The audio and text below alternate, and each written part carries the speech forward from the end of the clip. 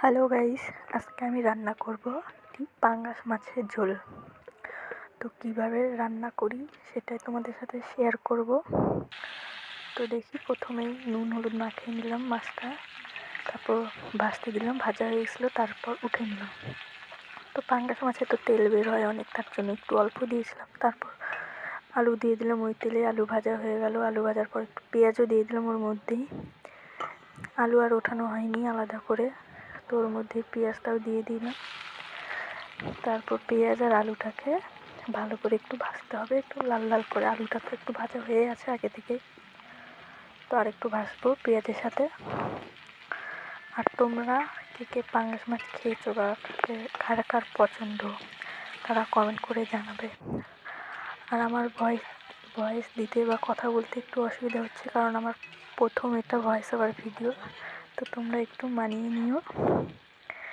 তো দেখা যাক। তারপর হয়ে গেল ভাজা পেঁয়াজ আর আলু, তারপর জল দিয়ে দিলাম পরিমাণ মতো, আর মশলা দিয়ে দিলাম, না জল দিয়ে মশলা দিয়ে দিলাম। মশলাটা কষাতে হবে ভালো করে। কষানোর পর তারপর একটু জল দিয়ে দিতে হবে।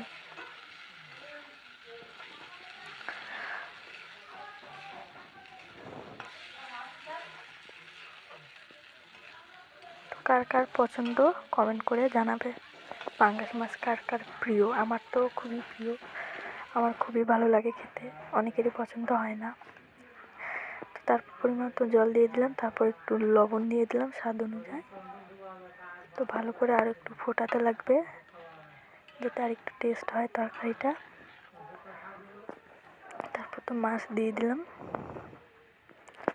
মাছ দেওয়ার পর কিছুক্ষণ আরও 1-2 মিনিট ফোটানো হয়ে গেছে, তারপর আবার নামিয়ে নিলাম। তো তরকারিটা দেখতে কেমন হয়েছে জানাবে কমেন্ট করে।